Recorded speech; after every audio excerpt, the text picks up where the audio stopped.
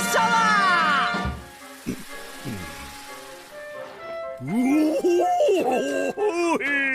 よし終わり。あとは俺の火魔法とフェルの風魔法で温風を作り出す。おじちゃんかっこいい。伝説のフェンリルみたいだぞ。